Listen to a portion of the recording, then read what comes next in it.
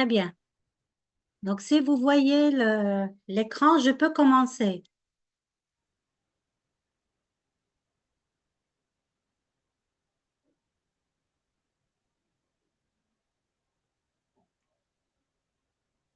Très bien. Donc, encore une fois, bonsoir. Ravi de vous rencontrer via Zoom pour faire un petit aperçu sur les principales urgences neurologiques. D'abord, je commence par me présenter. Donc, je suis docteur Agour Bedria. Je suis professeur assistant, service d'accueil des urgences au CHU Ibn Rouge de Casablanca. Donc, la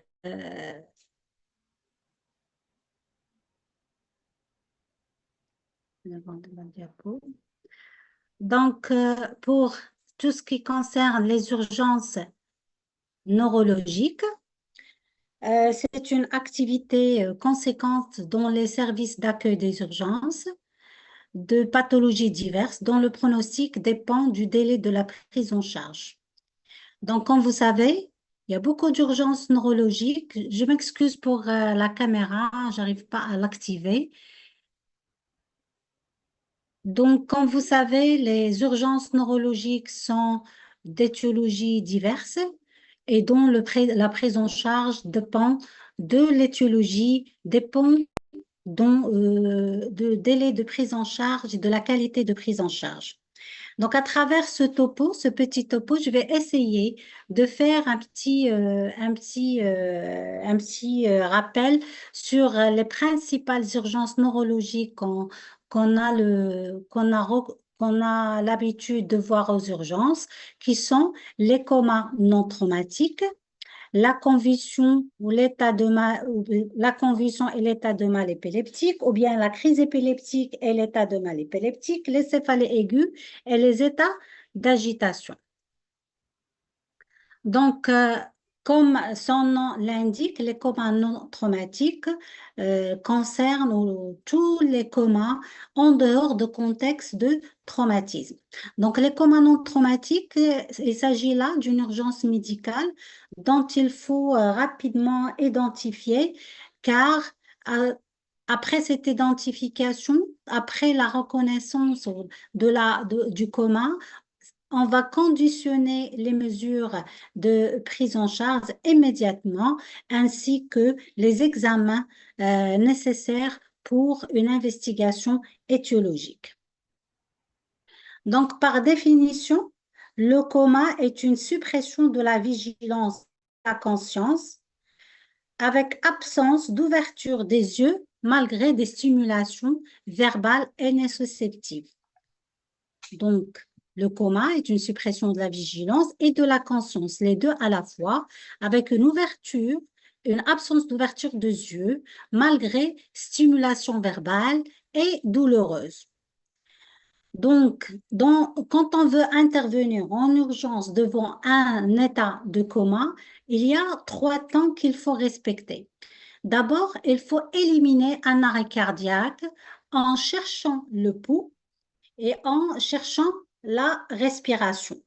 D'accord? Donc, devant tout coma, il faut d'abord éliminer un arrêt cardiaque par l'absence de pouls et l'absence de respiration. Deuxième temps, il faut rechercher le contexte traumatique, c'est-à-dire chercher dans l'entourage la notion de traumatisme.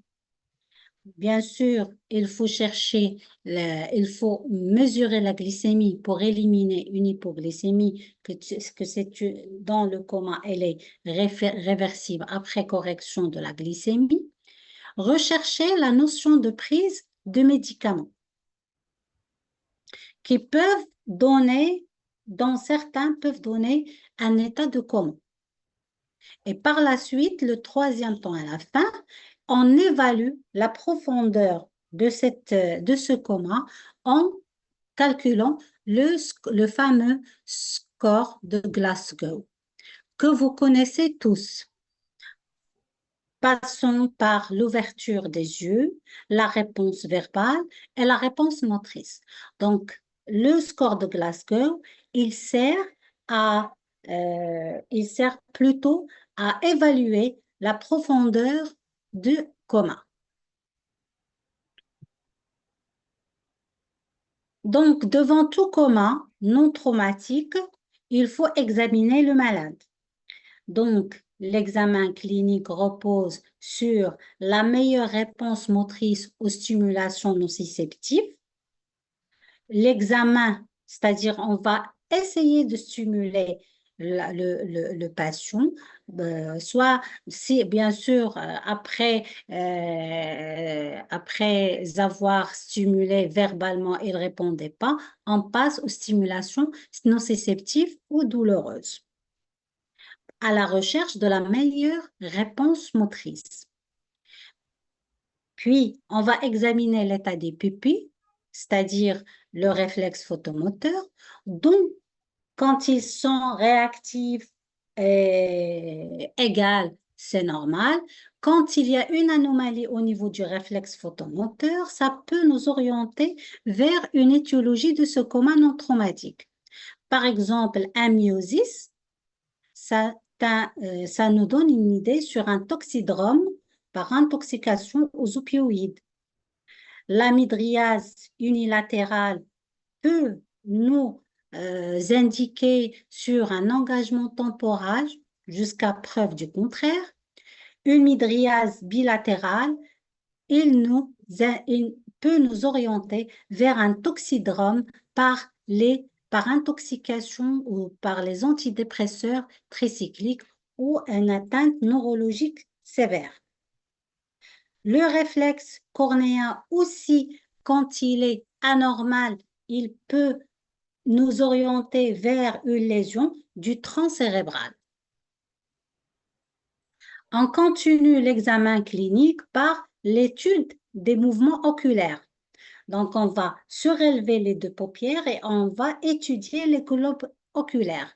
Normalement, on va examiner les deux globes oculaires des deux yeux dans un axe qui est normalement parallèle. Donc, les deux yeux se trouvent dans un axe parallèle. Si perte de ce parallélisme, on peut évoquer éventuellement une lésion du tronc cérébral. Les mouvements pendulaires des globes oculaires, ces mouvements, ce sont des mouvements lents et réguliers, parfois de gauche à droite ou de droite à gauche, non localisateurs, aussi peuvent nous orienter vers une lésion au niveau cérébral. La paralysie de la paire crânienne, la sixième paire crânienne unique ou bilatérale, aussi non localisatrice, nous oriente vers un syndrome d'hypertension intracrânienne. Donc, pour comprendre ce phénomène de coma, comme on a vu déjà dans la définition que le coma c'est une perte de vigilance et de conscience. D'accord? Donc, pour arriver à un état de conscience, il y a trois structures qui doivent être intactes. La première structure, c'est l'interrupteur qui doit être active, qui est la substance réticulée activatrice ascendante qui se trouve au niveau du tronc cérébral. Et c'est elle qui est responsable de la vigilance. Comme vous savez, on peut être vigilant et sans conscience, c'est-à-dire on peut être vigilant et inconscient. Donc, pour réaliser la conscience ou arriver à un état de conscience, il nous faut une intégrité corticale, c'est-à-dire un cortex qui est normal. D'accord? Et donc, pour avoir ce lien de vigilance et de conscience, ça demande l'intervention de trois voies d'activation qui vont relier de façon directe ou indirecte la substance réticulée activatrice ascendante au niveau du tronc cérébral au cortex en passant par des éléments importants qui sont le thalamus, l'hypothalamus ou la partie basse du lobe frontal. Donc, pour assurer une conscience, une vigilance et une conscience, il faut une intégrité des trois structures avec un lien entre l'interrupteur et le contexte qu'on le schématise sur ce schéma par une ampoule. Pour que cette ampoule s'allume, il faut que la substance réticulée activatrice ascendante soit intacte et qu'il envoie des stimulations via le réseau, un réseau vers le cortex pour avoir, en plus de la vigilance, la conscience. Donc, on peut tomber en coma si une lésion intéresse le tronc cérébral et donc elle va atteindre ou bien cette lésion va intéresser la substance réticulée activatrice ascendante. On peut tomber en coma si, bien sûr, une lésion intéresse le cortex cérébral et on peut aussi tomber en coma si le réseau est lésé, le réseau des trois voies d'activation est lésé. Et on peut bien sûr tomber en coma si une lésion intéresse tout le cerveau. Donc, devant un coma, après avoir compris la physiopathologie de coma, on va aux urgences, il faut d'abord chercher les signes après reconnaissance du coma, la classifier, la classer, l'étude de la profondeur de ce coma.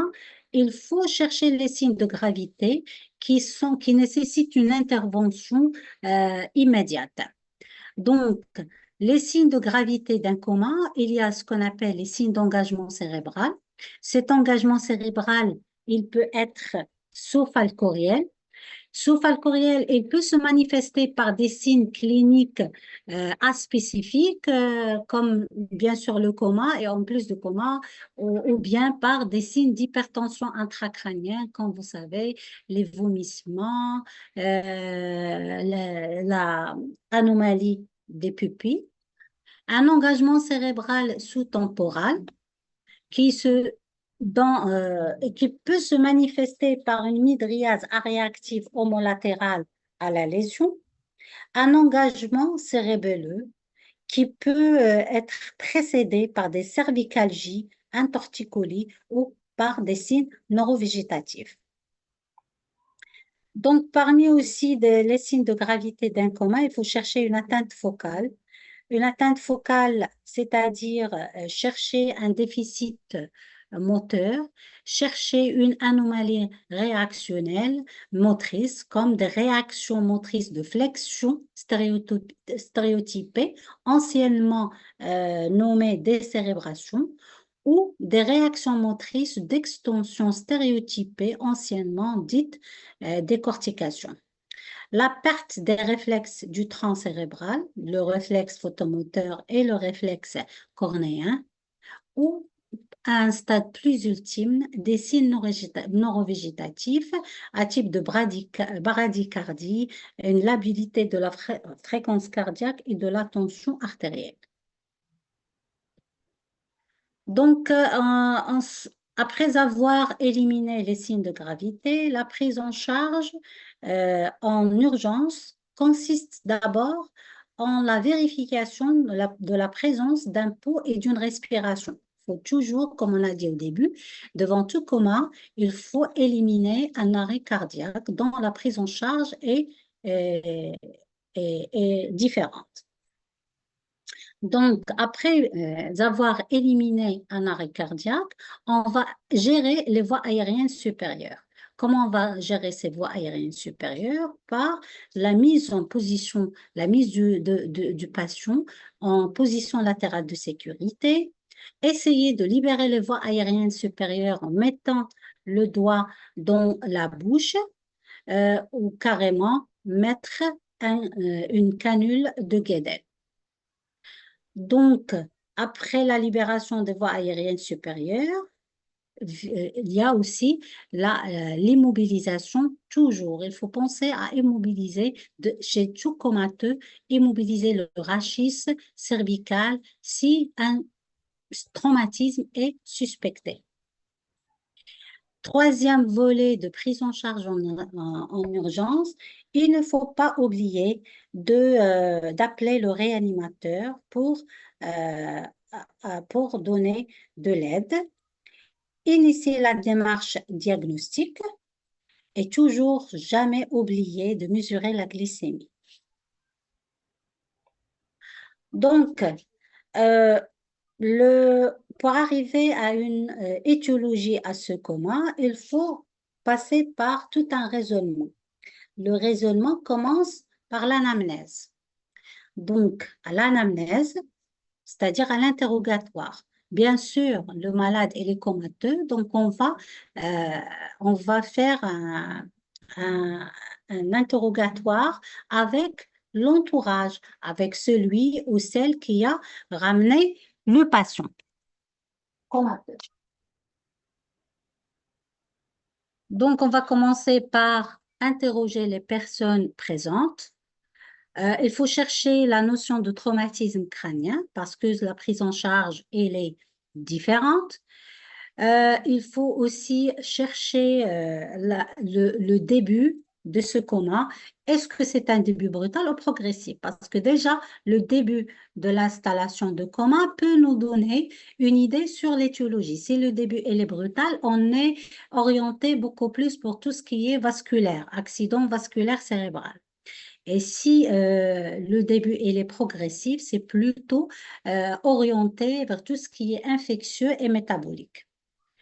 Chercher la notion de prodrome, c'est-à-dire les manifestations qui précèdent le coma, comme par exemple des céphalées en cotonnerre qui orientent beaucoup plus vers une hémorragie méningée.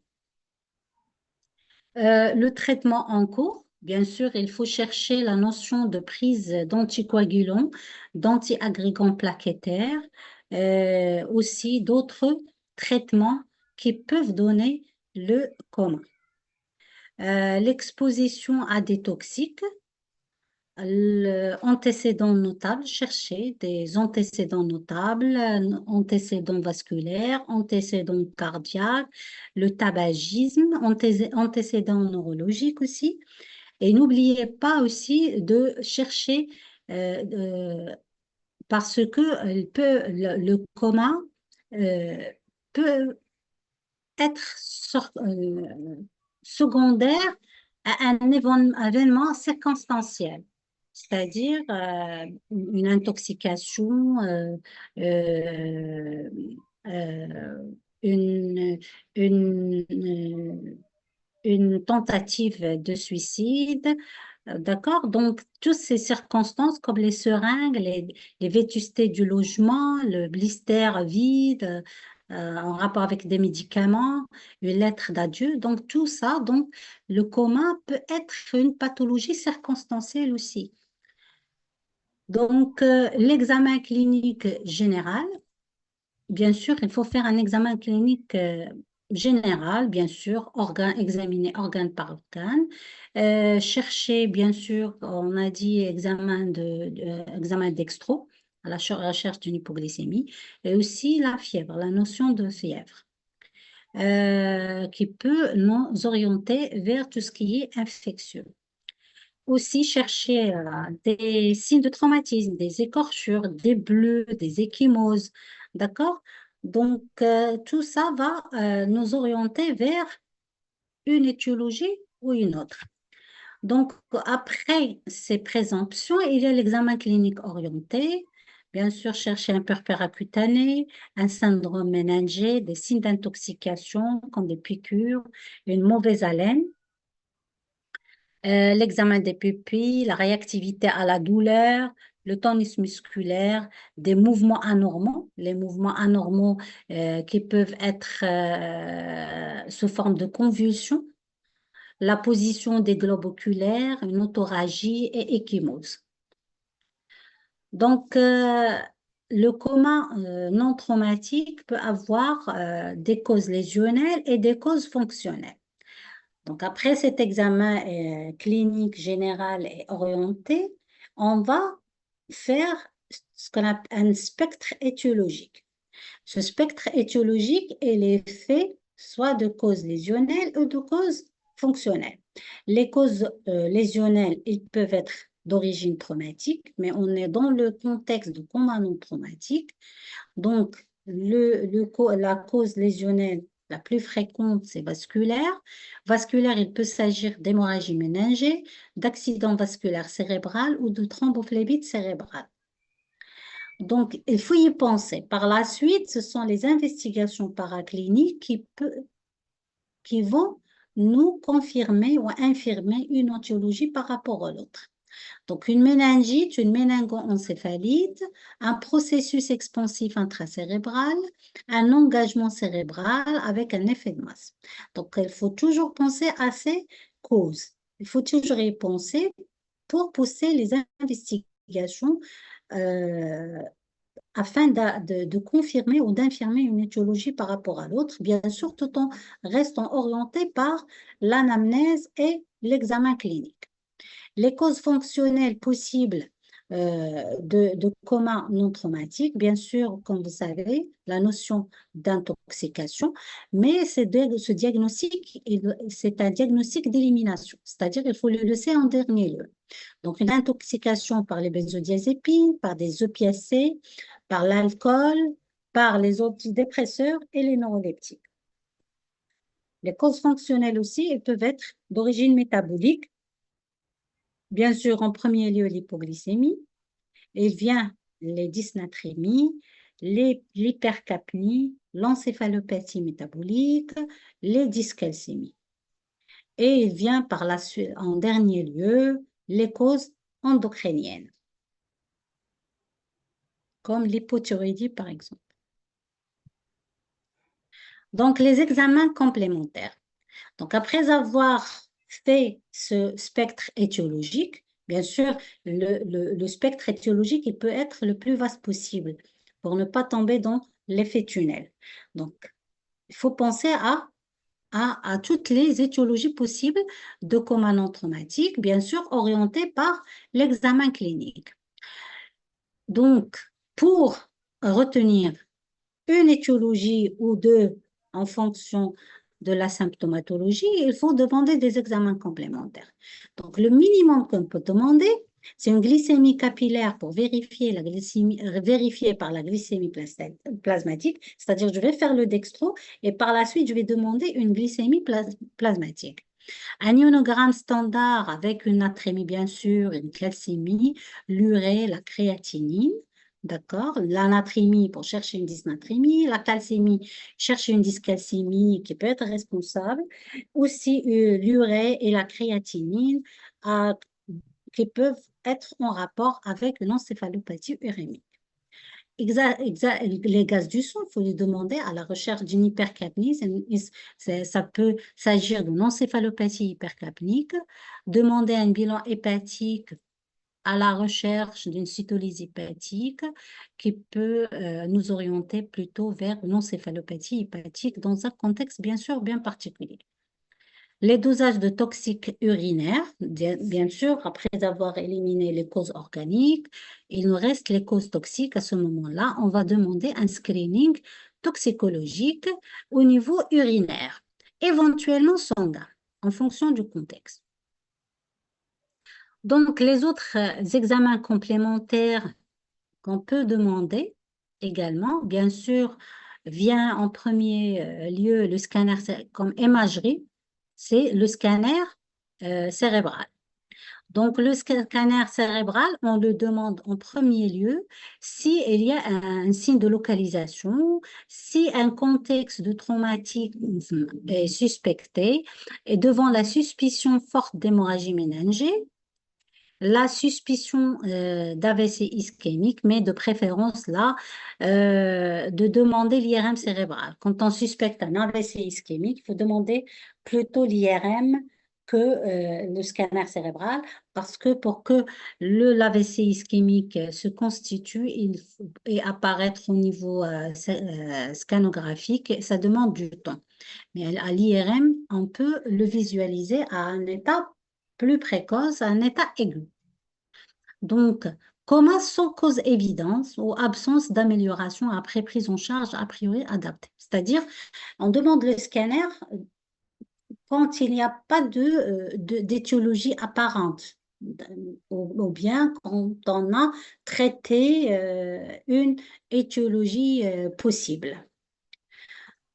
Une IRM cérébrale, comme on a dit tout à l'heure, on la demande en premier lieu devant la suspicion d'AVC ischémique, que ce soit un thrombose de trombe basilaire, un AVC ischémique s'il est bien malin, et aussi, on la demande en cas d'encéphalite.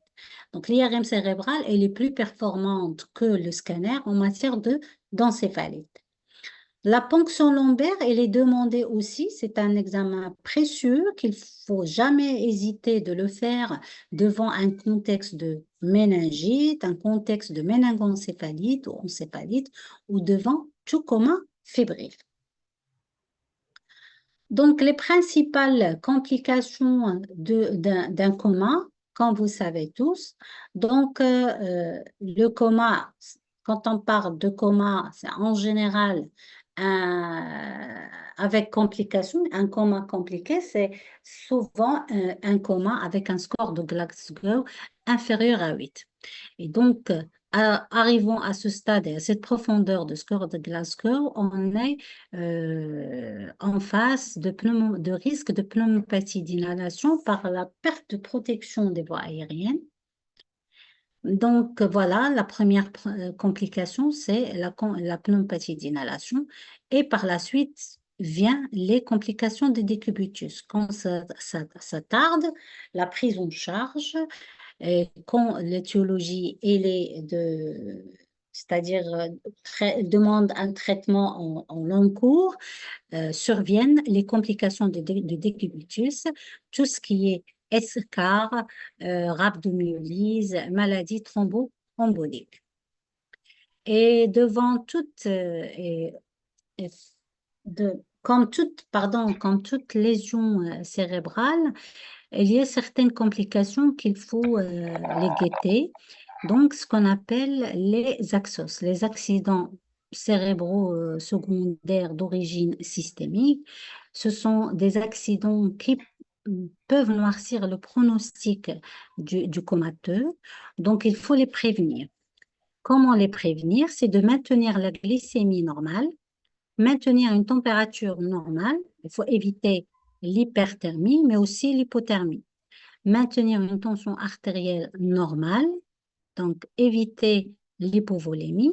Comme vous savez, le cerveau, il est très sensible à l'hypovolémie, à l'hypotension et donc à l'hypovolémie. Contrôle de la natrémie, contrôle de la pression artérielle de CO2, c'est-à-dire une capnée normale.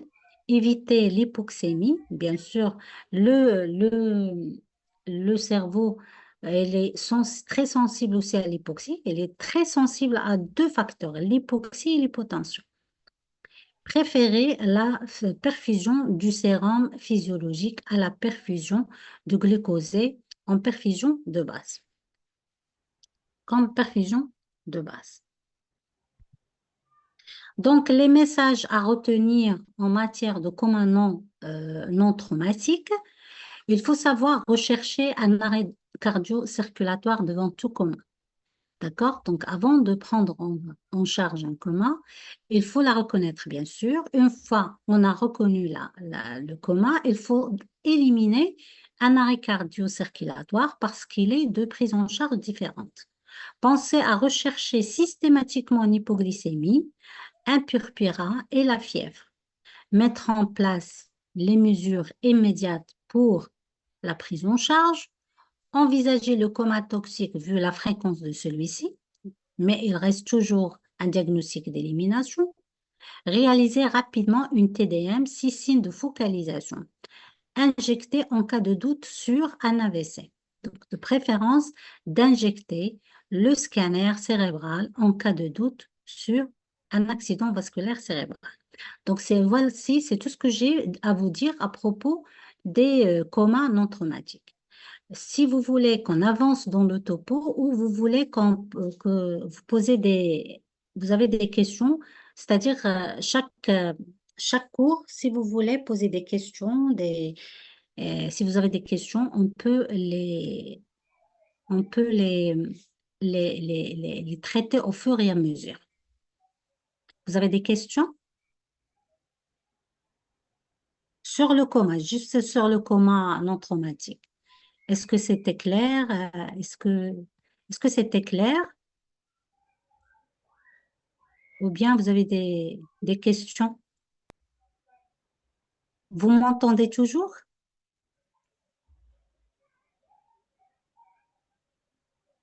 Très bien. Vous avez des questions concernant ce premier topo sur les comas non traumatiques? Quelque chose que vous voulez éclaircir? Une remarque?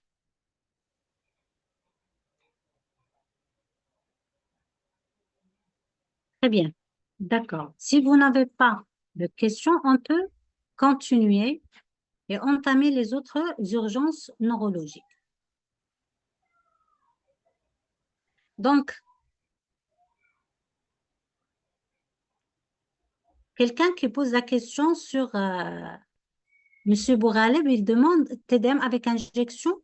Euh, j'ai- Qu'est-ce que vous voulez dire par TDM avec injection? C'est-à-dire quand est-ce qu'on peut demander le scanner avec injection? Oui, c'est ça. En cas d'AVC, oui, oui. Voilà, regardez. Donc, la première question de Monsieur Bouraleb, c'est que quand est-ce qu'on demande la TDM avec injection?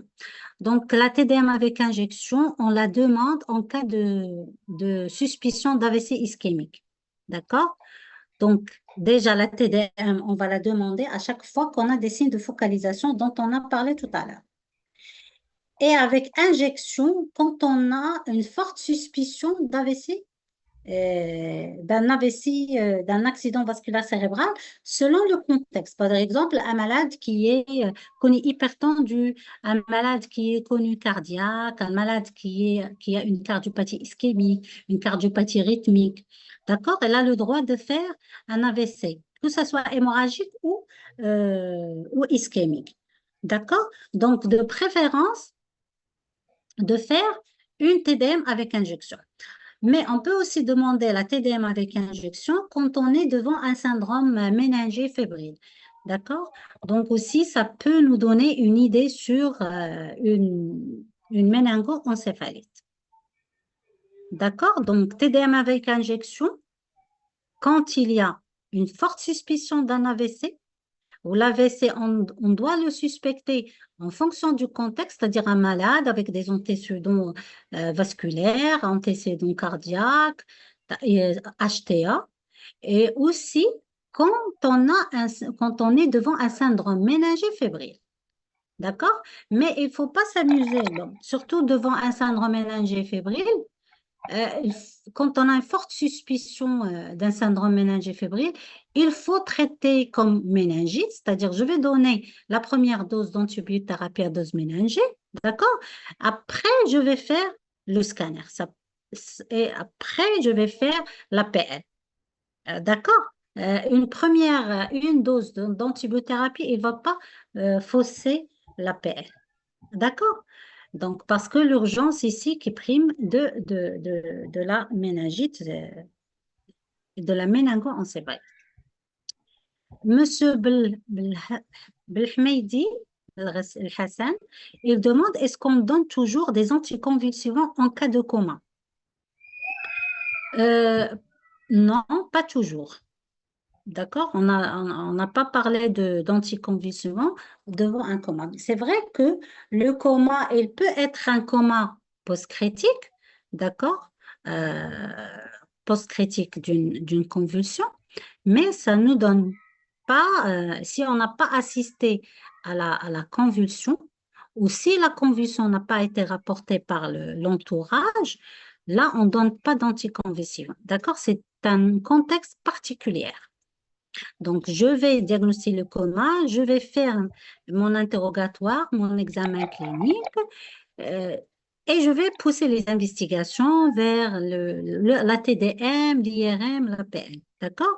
Mais si l'entourage rapporte notion de convulsion, là, oui, j'ai le droit, je peux utiliser les anticonvulsivants. D'accord? Je vais donner la dose de charge anti-épileptique et une dose d'entretien. Et bien sûr, si ce coma survient chez quelqu'un qui est épileptique aussi. Là, ce sont les deux situations dans lesquelles on peut donner les anticonvulsivants. D'accord? C'était clair, Monsieur Belhmeidi?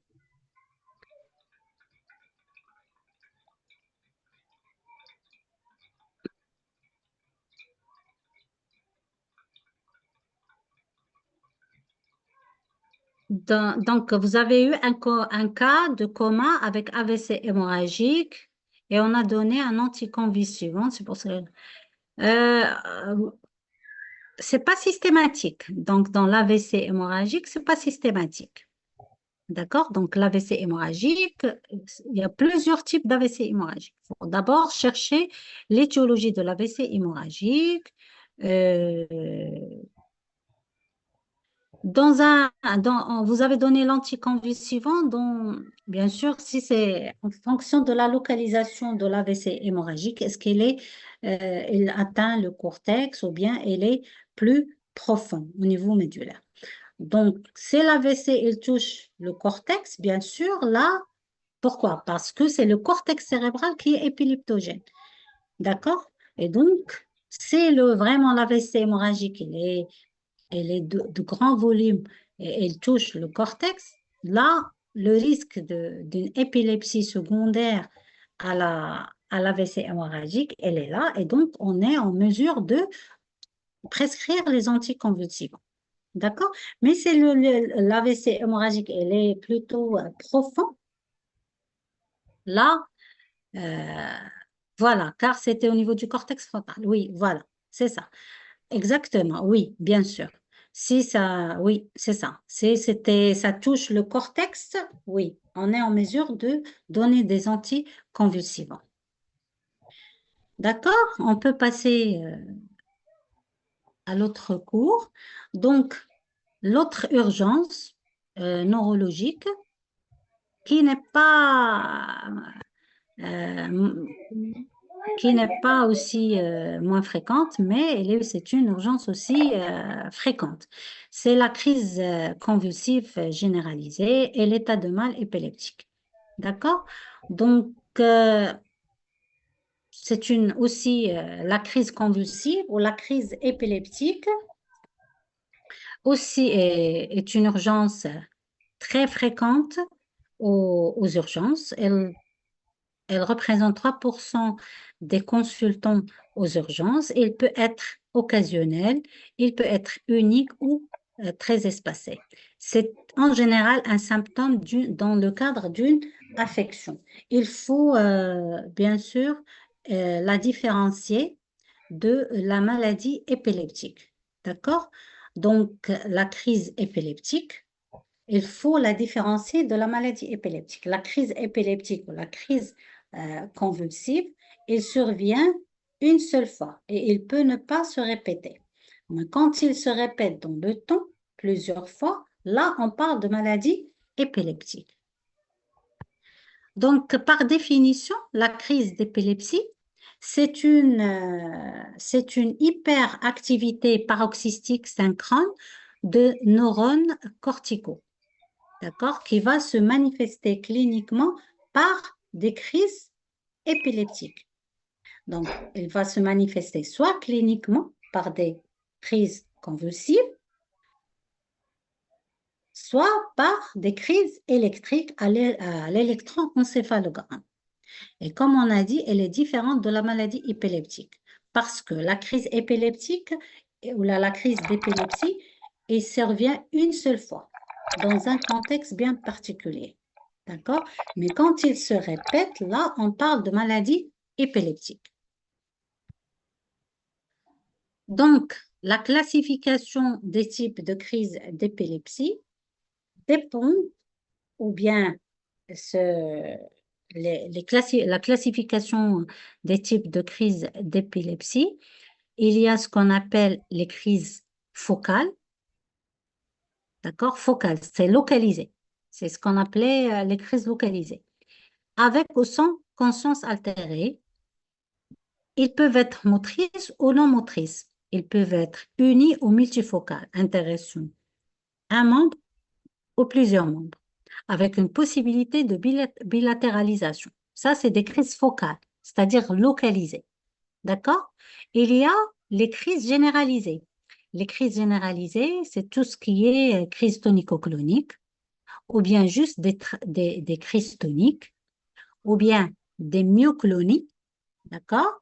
Une atonie, c'est-à-dire c'est vraiment le patient, il est atonique, il n'y a pas de vraies convulsions, ou absence, c'est-à-dire avec coma.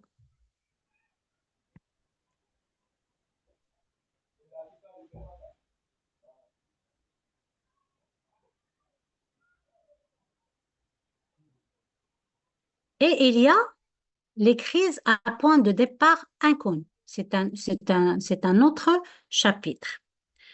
Donc, nous, on va s'intéresser plutôt,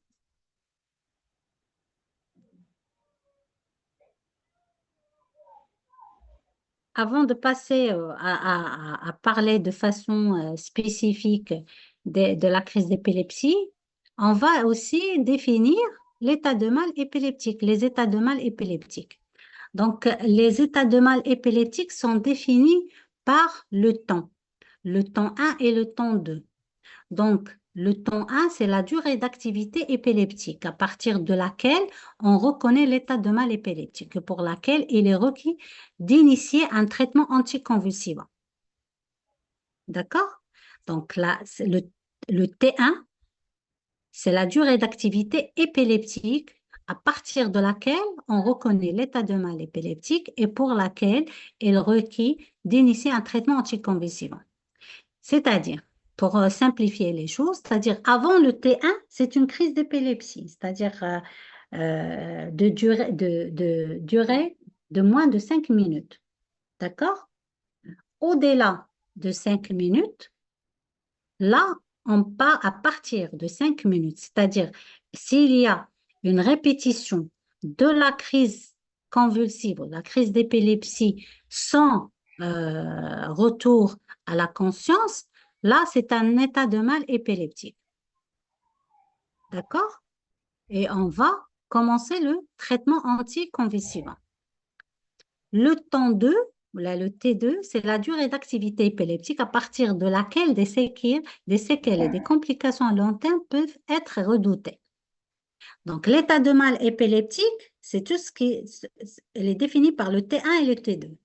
Le T1, c'est la durée de la crise et de l'activité épileptique à partir de laquelle on reconnaît l'état de mal, d'accord? Et le T2, c'est la durée d'activité épileptique à partir de laquelle surviennent les séquelles et les complications à long terme qu'il faut redouter.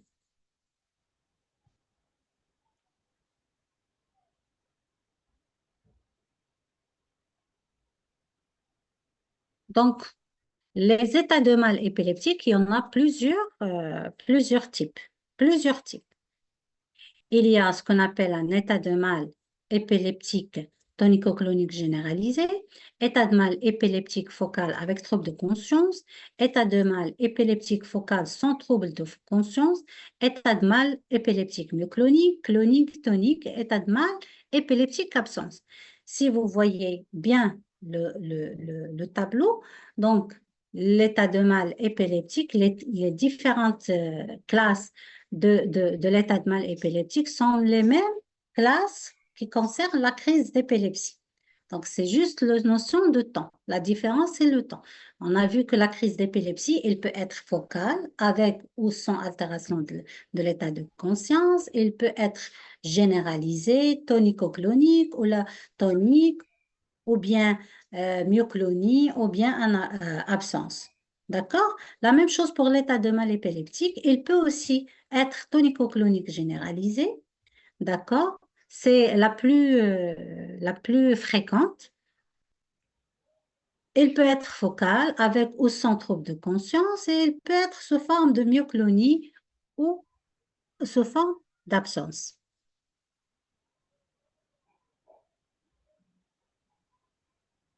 Donc, la crise, on va s'intéresser, puisque ce sont les crises convulsives ou les crises d'épilepsie tonico-clonique généralisée ou l'état de mal épileptique tonico-clonique généralisé qui sont les plus fréquentes, on va s'intéresser à cette classe de crise. Donc, s'il s'agit de crise tonico-clonique généralisée, là, elle se manifeste par,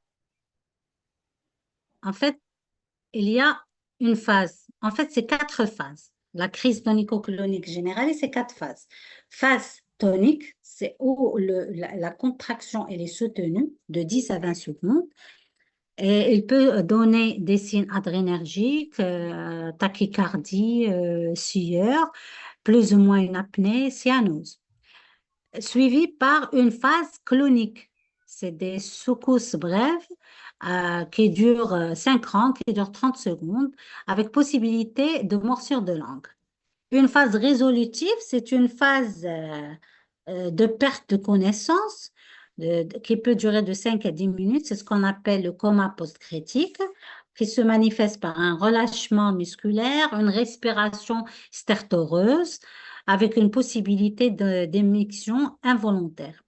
Et une phase de récupération. Je ne l'ai pas mis sur la diapo, mais il y a une phase de récupération ad intégram, c'est-à-dire retour à la conscience normale. Pour l'état de mal épileptique tonico-clonique généralisé, par définition, comme on a dit tout à l'heure, l'état de mal épileptique est défini par le ton 1 et le ton 2. Donc le ton 1, c'est-à-dire une fois la crise d'épilepsie dépasse 5 minutes, au-delà de 5 minutes sans retrouver conscience, on parle déjà d'état de mal épileptique. Ou bien dès la seconde convulsion tonico-clinique généralisée sans reprise de conscience intercritique.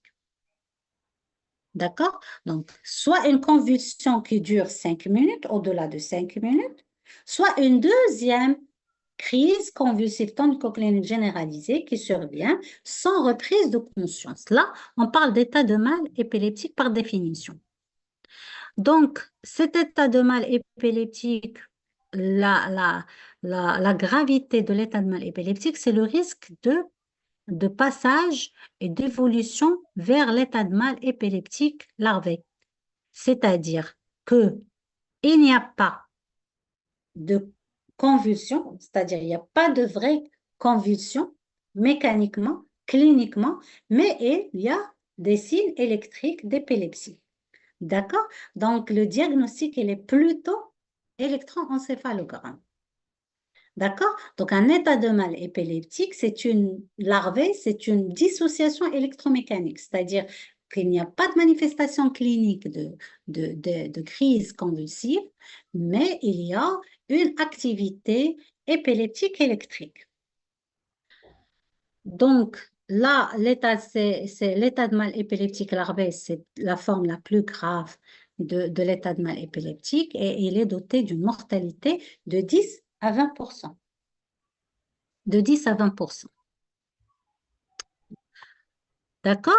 Donc, pour comprendre cette crise convulsive ou cette crise d'épilepsie, comment elle survient, c'est grâce à une activation neuronale, une dépolarisation neuronale, et donc à la production de neurotransmetteurs. Ces neurotransmetteurs sont les GABA et les glutamates.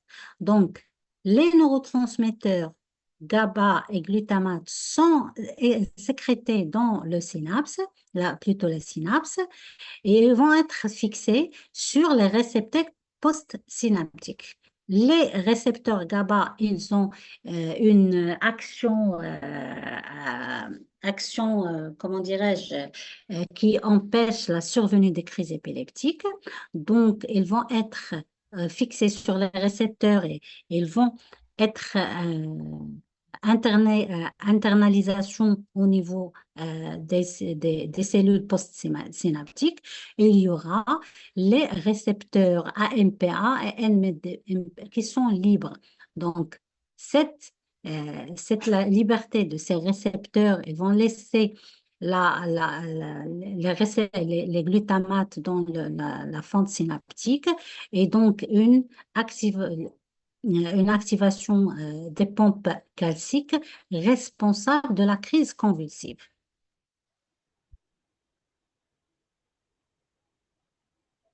Donc, concernant les éléments de gravité et de complications de la crise d'épilepsie ou la crise convulsive, il y a la crise convulsive, elle passe par deux étapes ou deux phases. La première phase, il y a une adaptation hyperadrénergique. Donc,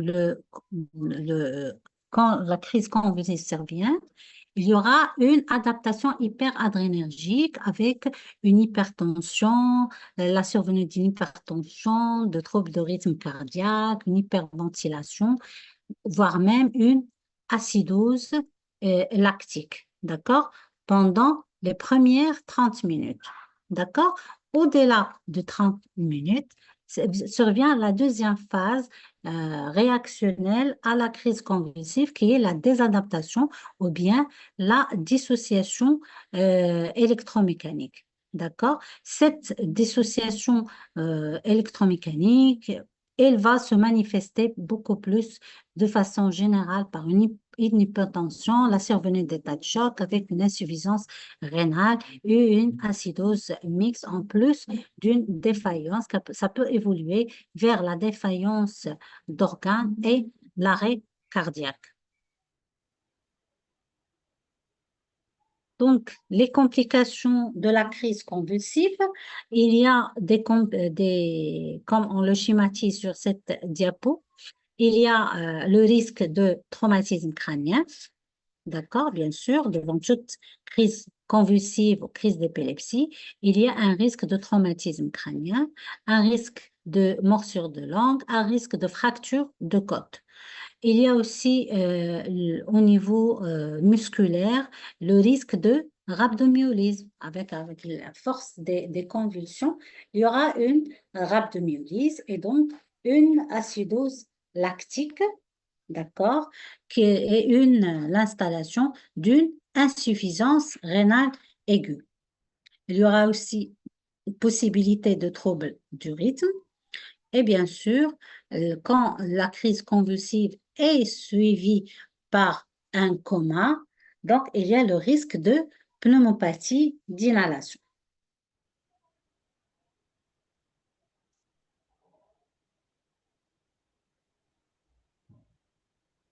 Après avoir cherché les signes de gravité et guetté les complications d'une crise convulsive, il faut bien sûr poser des investigations étiologiques. Bien sûr, après avoir arrêté la convulsion, on ne va pas laisser le patient en train de convulser et chercher l'étiologie. Mais il faut d'abord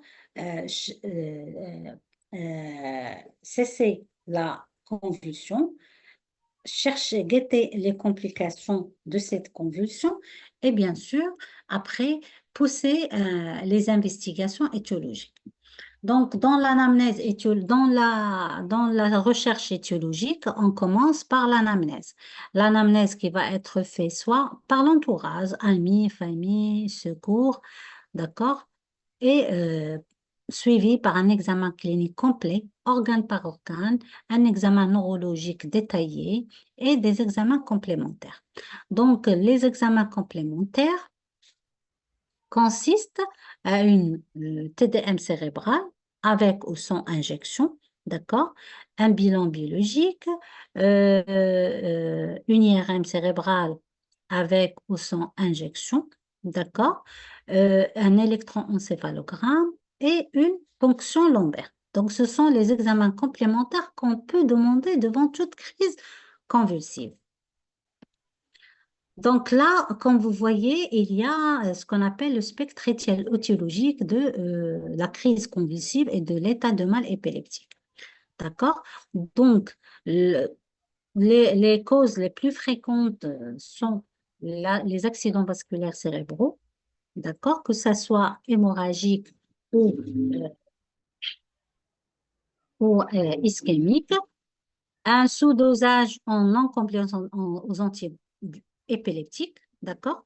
La personne avec la personne, soit elle adapte pas la dose à son poids, soit qu'il y a une non-observance thérapeutique. C'est un malade qui est indiscipliné, qui dénie sa pathologie, et donc il ne prend pas ses anti-épileptiques. Mais il doit être, comme vous savez, un diagnostic d'élimination.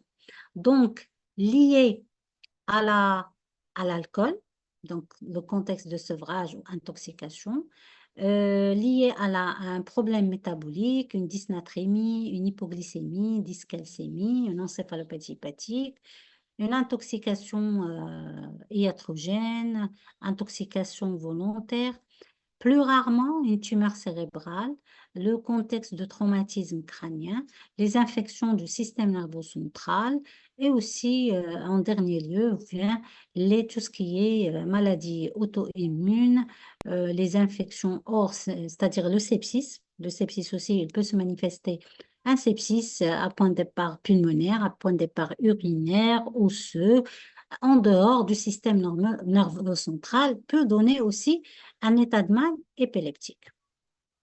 Donc, les messages à retenir concernant la crise épileptique et l'état de mal épileptique, c'est que le spectre des présentations électrocliniques des crises d'épilepsie et d'état de mal épileptique est large. D'accord? On a vu, il y a tout ce qui est vasculaire, il y a tout ce qui est métabolique, intoxication, infectieux, auto-humain. Donc, le spectre étiologique est large. D'où l'intérêt de faire les investigations complémentaires nécessaires pour chercher une étiologie par rapport à l'autre. La reconnaissance des états de mal épileptiques repose sur la durée et le type des manifestations électrocliniques épileptiques. L'état de mal épileptique tonico-clonique généralisé est la forme la plus grave et la plus fréquente d'état de mal épileptique et doit être reconnu dès la 5e minute. D'accord? De convulsions continues ou dès la seconde crise, son retour à l'état antérieur. Les états de mal épileptiques tonico-cloniques généralisés mettent en jeu le pronostic vital du fait des défaillances d'organes associés. L'enquête étiologique est complète et doit associer l'anamnèse avec un examen clinique complet et la réalisation raisonnée d'explorations complémentaires. Donc là, je vous ai fait un petit tableau des anti-épileptiques. Bien sûr, comme on a dit tout à l'heure, une fois le malade il vient, ou il fait une crise d'épilepsie devant nous, il faut arrêter l'épilepsie parce que ce sont des neurones qui meurent. Il faut les sauver. Donc, il faut arrêter la crise épileptique. Comment l'arrêter? Il y a par des antiépileptiques. Les antiépileptiques, ils diffèrent selon leur action, le délai d'action, leur délai d'action. Donc, on distingue les antiépileptiques d'action brève et les antiépileptiques d'action prolongée. Donc, parmi les antiépileptiques d'action brève, il vient en première position le midazolam. Je ne l'ai pas mis j'ai omis de le mettre sur le tableau, mais vous le connaissez, c'est le midazolam. D'accord? Le midazolam, on l'utilise à la dose de 0,3 à 0,5 mg par kilo. D'accord? Et on le donne en intramusculaire, en intraveineux. D'accord? Donc, c'est pour cesser la convulsion. D'accord? C'est un anti-épileptique d'action brève. Il y a aussi ce qu'on appelle le clonazepam. Le clonazepam, malheureusement, il n'est pas il n'est pas commercialisé au Maroc. Il est de durée très brève, 1 à 3 minutes, qu'on peut répéter si une deuxième crise survient. Le diazépam, c'est le fameux Valium. Aussi, c'est un antiépileptique d'action brève à la dose de 0,15 mg par kilo. D'accord? Donc, après après avoir euh, cessé la convulsion par un antiépileptique d'action brève, il faut utiliser les antiépileptiques d'action prolongée. D'accord? Donc, qui sont soit la phénytoïne, soit le plus utilisé, c'est le phénobarbital. Le phénobarbital, c'est le Gardénal, c'est le fameux Gardénal, d'accord? On utilise la dose de charge, d'accord? Et suivie d'une dose d'entretien. Donc, la dose de charge, elle est de 10 à 15 mg par kilo et une dose d'entretien de 5 à 15 mg par kilo, d'accord? Ça, c'est le traitement de fond, d'accord? Puis, il y a aussi, comme antiépileptique d'action prolongée, le valproate de sodium. C'est la dépakine à la dose de 15 à 25 mg par kilo.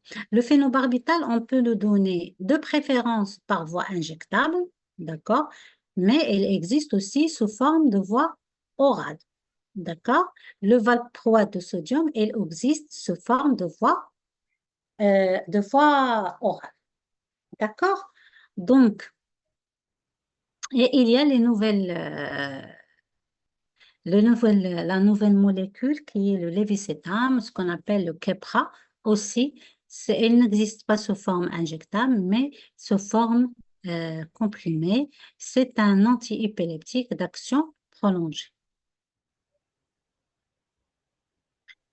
Concernant l'état de mal épileptique, là, en plus des antiépileptiques, c'est un malade qui est comateux, donc il ne protège pas ses voies aériennes, donc il faut l'intuber. Donc un état de mal épileptique, quand on arrive au stade d'état de mal épileptique, il faut intuber le patient et le sédater en plus des antiépileptiques, c'est-à-dire d'action prolongée, la dose de charge et la dose d'entretien, et attendre jusqu'à faire les investigations pour adapter le traitement et donner un traitement étiologique spécifique. Donc, voilà ce que j'ai à vous dire la, concernant la, la crise d'épilepsie et la crise ou bien l'état de mal épileptique. Est-ce que vous avez des questions concernant ce chapitre?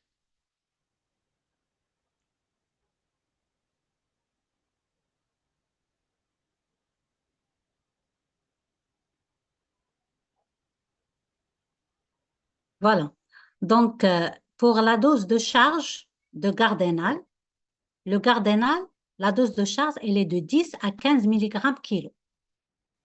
D'accord? 10 à 15. La dose d'entretien, elle est de 5 à 10 mg kilo.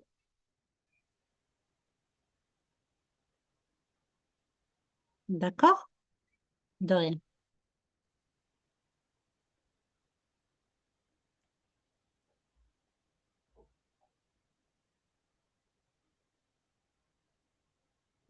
D'autres questions, s'il vous plaît? Voilà. Donc, la différence entre maladie épileptique et crise d'épilepsie. Donc, une crise d'épilepsie, il peut survenir une seule fois. D'accord? Il ne va pas se renouveler. D'accord? Donc, il survient une seule fois. Donc, une crise épileptique quand il survient une seule fois. Quand il survient plusieurs fois, il se répète, là, on parle de maladie épileptique. Par exemple, je vous donne un exemple. Par exemple, quelqu'un qui vient avec une crise convulsive, d'accord? Pour la première fois, d'accord? Ça peut être Ça peut être dans un contexte par exemple, chez l'enfant, dans un contexte de fièvre. Ça peut être dans un contexte de toxique. D'accord? Mais elle ne va pas se répéter. D'accord? Elle survient une seule fois. Une fois on la traite et on traite la cause qui a donné cette crise, elle va pas se répéter. D'accord? Alors que si cette crise d'épilepsie survient une deuxième fois, une troisième fois, malgré le traitement qu'on a adopté, c'est une maladie épileptique. Vous avez compris? Cette petite nuance, donc la crise d'épilepsie, quand il survient une seule fois, quand il se répète, c'est une maladie épileptique.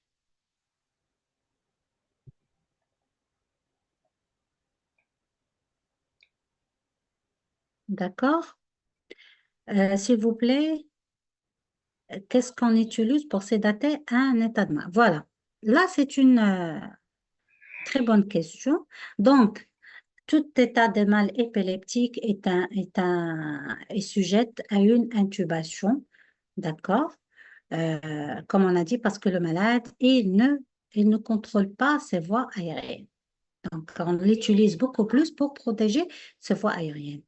Donc, une fois on a intubé le malade, on va le garder sédaté. On va le garder sédaté sous un sédatif comme le midazolam, d'accord, en association avec un morphinique. D'accord? Donc, on peut le sédater par le midazolam associé à la fentanyl. D'accord? On peut les sédater si l'état hémodynamique le permet par le propofol, parce que parfois, malgré la sédation par l'hypno plus la fenta, il continue à convulser. Donc là, c'est une indication au propofol, le diprivant. D'accord? Donc, les frères bêta, donc, c'est du diprivant. D'accord? Donc, si l'état hémodynamique le permet, on peut sédater le malade avec le dépривant en continu, tout en surveillant son état hémodynamique. D'accord? Donc, c'est surtout ces deux molécules, avec lesquelles on sédate l'état de mal épileptique après l'intubation.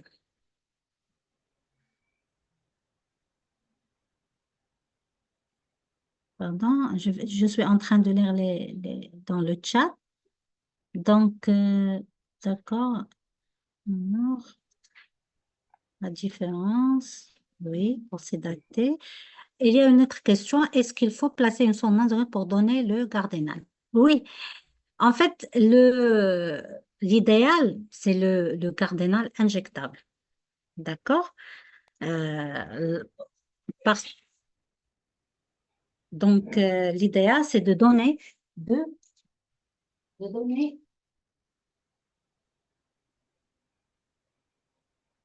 Pardon? Donc, l'idéal, c'est de donner le Gardénal par voie injectable.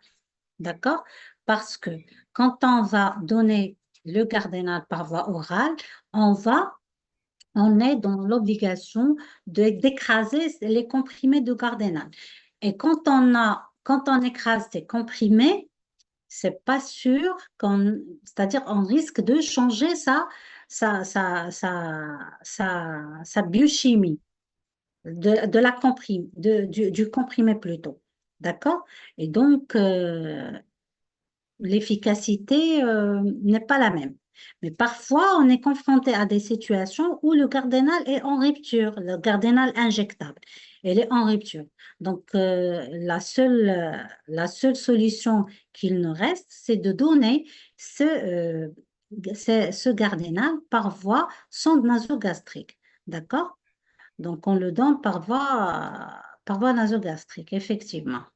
D'accord? Il y a certaines écoles qui, en cas de rupture de cardinal injectable, ils donnent la dépakine sous forme sirop. D'accord? Par voie nasogastrique. Parce que on n'intervient pas dans la forme sirop. D'accord? On peut donner la même dose, c'est-à-dire la dose de dépakine, qui est, quand on a dit tout à l'heure, de 15 à 20 mg par kilo. D'accord? On va la doser et on va la donner sous forme de sirop par voie nasogastrique. Donc, comment survient l'acidose lactique, s'il vous plaît? Est-ce qu'il faut la corriger? Bien sûr, elle survient. Regarde, quand la crise convulsive, c'est quoi? C'est des muscles qui se contractent, d'accord? Quand le muscle, il se contracte, on passe à un régime, ou bien c'est-à-dire le métabolisme anaérobie. Et donc, quand on va passer à le métabolisme anaérobie, il n'y aura plus d'oxygène, donc on n'aura plus comment dirais-je, le cycle de production d'ATP pour l'organisme en anaérobie, c'est le lactate. Donc, sécréter le lactate. Et à force de sécréter le lactate, s'installe l'acidose. D'accord? Le lactate, ce n'est qu'un acide, c'est l'acide lactique. D'accord? Qui va donner l'acidose. Est-ce que vous avez compris? Donc, il survient parce que les convulsions, c'est quoi la convulsion? C'est une contracture musculaire. Et à force, le muscle, quand il se contracte de façon continue, il passe vers le métabolisme anaérobie. Et le métabolisme anaérobie, il nous donne quoi? Il nous donne l'acide lactique. Et donc, cet acide lactique est responsable de l'acidose lactique. Bien sûr, il faut la corriger. Comment? Parce que cette acidose lactique, le problème qu'il peut donner, c'est la, l'insuffisance rénale qui risque de s'installer. D'accord? Et donc, comment la corriger? Par la réhydratation. Il faut vraiment réhydrater le patient. D'accord? Le réhydrater par du sérum physiologique, du sérum salé.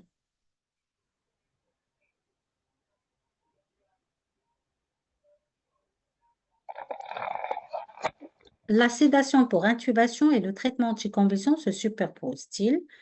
Si je donne du midazolam comme anticonvulsivant, dois-je rajouter une deuxième dose pour intubation ou la première suffit-elle?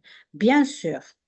Regardez, parce que la première, bien sûr, parce que quand tu as essayé de cesser la convulsion par la première dose de midazolam, d'accord, sachant que le malade, il est là, intubation, ça veut dire qu'il est en état de mal épileptique. Soit que la convulsion a duré plus de 5 minutes, soit une deuxième convulsion est survenue sans reprise de conscience entre les deux crises.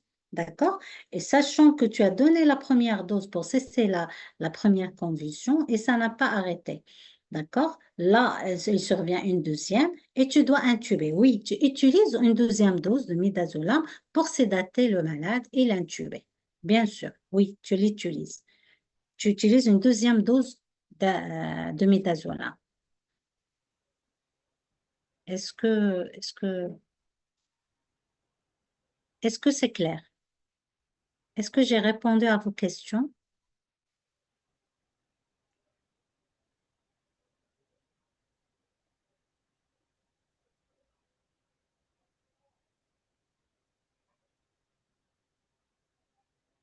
Très bien.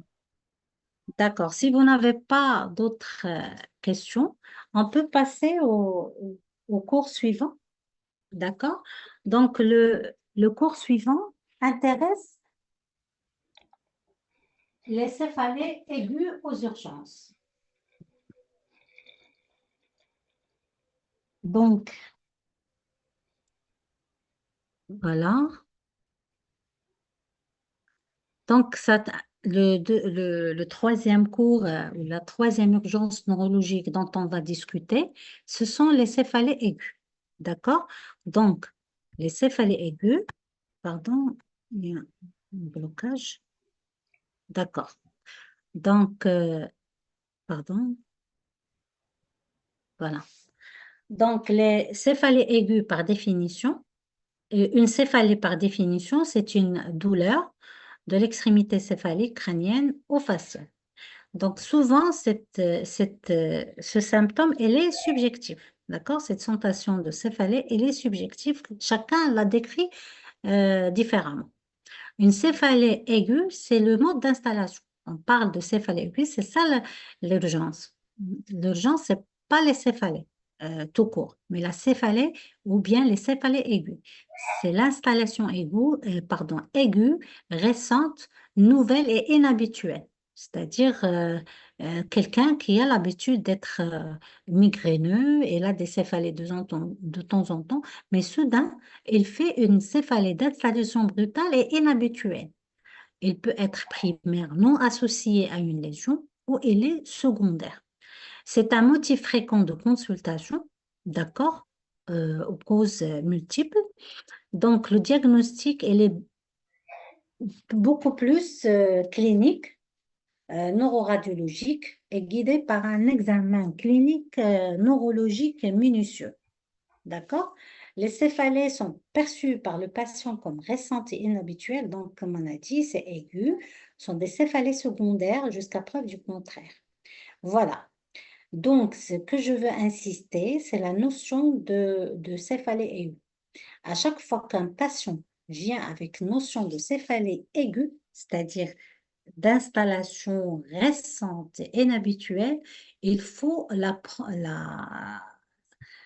codifier comme, la notifier comme une céphalée secondaire. D'accord? Jusqu'à preuve du contraire. Donc, il faut toujours prendre au sérieux les céphalées aiguës. Donc, toute modification récente d'une céphalée ancienne et habituelle fait suspecter une céphalée secondaire. D'accord? Parce que c'est une grande urgence. La céphalée secondaire est une grande urgence. Donc, l'examen clinique, il repose sur un interrogatoire de céphalalgie. On va demander l'âge, le sexe, les professions, parce qu'il y a des professions à risque de céphalée, les antécédents médicaux, pathologies aiguës chroniques connues, des crises migraineuses antérieures, des troubles visuels, prise de toxiques, et bien sûr, chercher la notion de traumatisme. D'accord? Il faut toujours chercher cette notion de traumatisme crânien. Chercher aussi le terrain, bien sûr, chez la femme enceinte, le sportif et dans le contexte de stress. Les antécédents familiaux de migraine, la malformation vasculaire, un antécédent familial de malformation vasculaire, ça c'est une notion et c'est un antécédent qu'il faut chercher de façon systématique. Notion de suivi pour une tumeur cérébrale chez la famille ou bien une pathologie vasculaire chez la famille. D'accord? Donc, les caractéristiques de la céphalée, dans l'examen clinique, il faut analyser cette céphalée. Le mode d'installation, est-ce qu'il est aigu ou subaigu? L'horaire, est-ce qu'elle survient le soir, la nuit, le matin au réveil? Ça peut nous orienter euh, vers une étiologie ou l'autre. Par exemple, des céphalées qui surviennent le bon matin au réveil, et ça peut nous orienter beaucoup plus vers tout ce qui est accident vasculaire cérébral. Il faut aussi définir la durée, d'accord? Est-ce qu'elle est de quelques minutes, de quelques heures ou carrément quelques jours? Le siège, l'hémicrane, la temporale, l'occipital. Le type, est-ce que c'est une sensation de striction ou bien une sensation de pulsatilité et de brûlure? Cette sémiologie peut nous orienter vers une étiologie par rapport à l'autre, l'intensité, le caractère paroxystique, insomniant, à majorer par la lumière. Par exemple, c'est le cas de la migraine. Le mode évolutif, le caractère permanent ou fluctuant dans la journée survenant par accès. les facteurs déclenchants et de sédation sous traitement, le bruit et la lumière. Tous ces contextes, toutes ces questions, il faut les poser à la personne qui consulte pour les céphalées d'installation aiguë afin de s'orienter vers une étiologie ou une autre. Donc, le contexte de survenue, c'est très important de le chercher. Chercher un syndrome infectieux avec ou sans notion de comptage, d'accord? Notion de traumatisme crânien. Le syndrome infectieux, pourquoi? Pourquoi? Ça peut nous orienter vers tout ce qui est méningite et méningoencéphalite. Nos notions de traumatisme, ça peut nous orienter vers tout ce qui est urgence neurochirurgicale, facteurs déclenchants comme l'effort, le stress, le conflit. Ça nous oriente aussi vers tout ce qui est hémorragie méningée, des traitements en cours, prise de toxiques. Chercher des signes associés, la fièvre, la myalgie, l'obstruction nasale, tout ça dans le cadre d'un syndrome grippal, l'asthénie, la pâleur, le vomissement et les nausées. C'est des signes de syndrome d'hypertension intracrânienne, des signes visuels aussi, syndrome d'hypertension intracrânienne, des signes neurologiques, des cervicalgies qui peuvent être des prodromes à une lésion cérébelleuse, à un AVC cérébelleux. D'accord? Donc là, après le contexte, on cherche ou bien on passe à l'examen clinique, proprement dit. L'examen clinique, il doit être général, organe par organe, mais il faut détailler l'examen neurologique à la recherche des signes d'alarme. C'est évaluer les signes généraux comme la température, la tension artérielle, ça c'est très important, et le pouls. Apprécier l'état de la conscience, l'orientation dans le temps et dans l'espace et un trouble de langage, ça c'est des signes, on peut dire, s'ils sont associés à des céphalées, c'est des signes de focalisation, d'accord, qui peuvent nous orienter vers une urgence euh, cérébrale. Donc, recherche d'un syndrome méningé, tester de la motricité, c'est-à-dire chercher un déficit.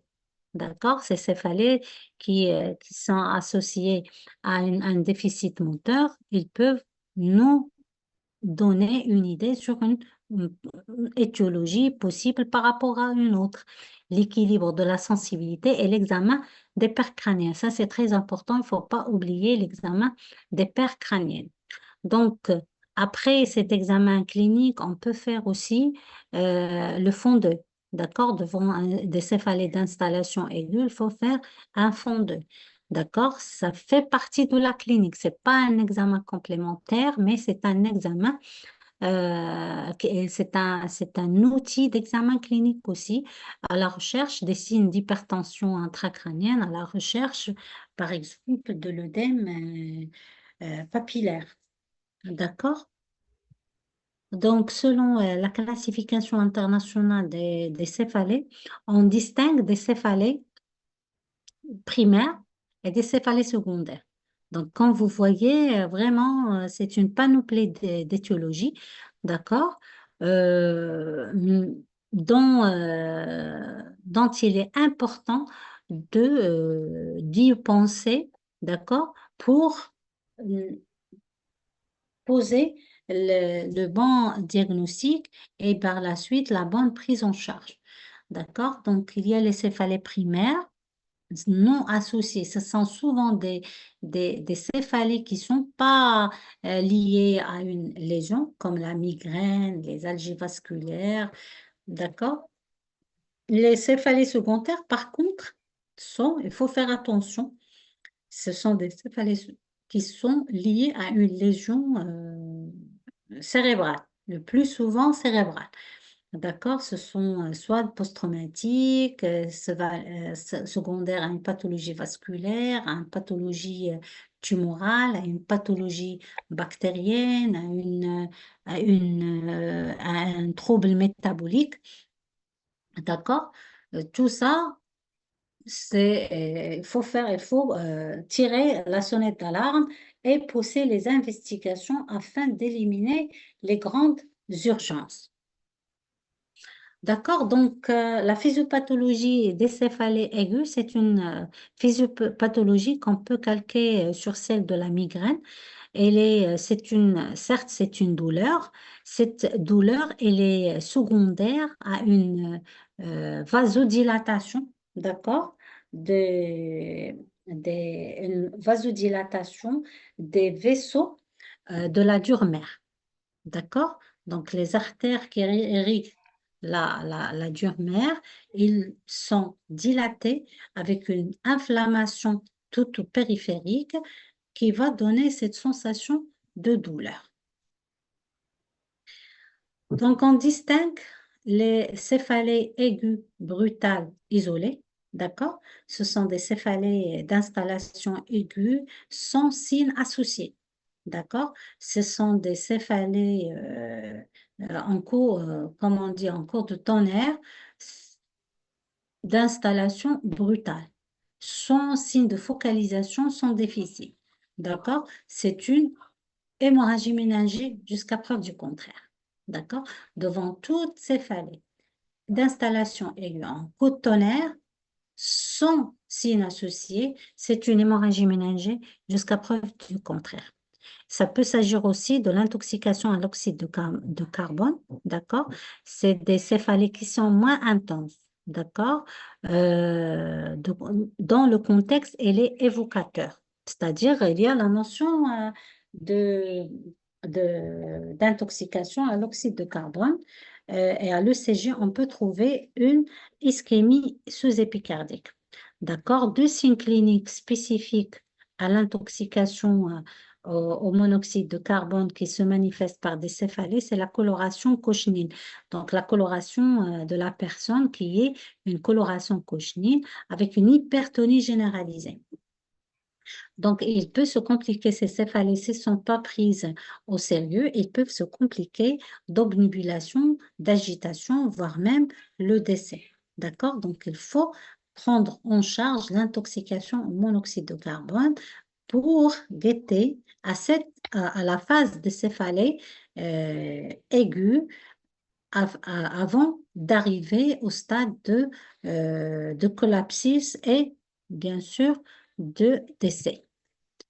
Donc, toujours dans le cadre de céphalée aiguë brutale d'installation isolée, il y a les encéphalopathies hypertensives. Il faut y penser devant toute patient ou patiente qui est suivie pour une hypertension artérielle chez la femme enceinte en cas d'éclampsie avec des troubles visuels bilatéraux.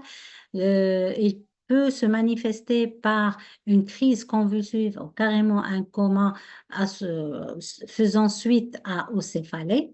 Donc, c'est l'indication à la TDM sans injection afin d'éliminer l'hémorragie méningée. Et quand on demande de l'IRM cérébral. Bien sûr, l'encéphalopathie hypertensive, il va pas donner des signes spécifiques à la TDM cérébrale, mais à l'IRM cérébral, il peut se manifester par un infarctus cortico-sous-cortico postérieur.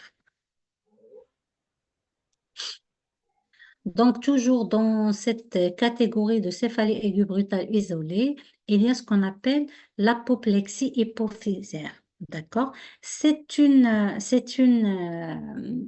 étiologie qui est peu fréquente et n'est pas rare, mais elle est peu fréquente. D'accord? Il peut se manifester par un mal de tête sus-nasal, une ophtalmoplégie avec une baisse de l'acuité visuelle et parfois des troubles de conscience. D'accord?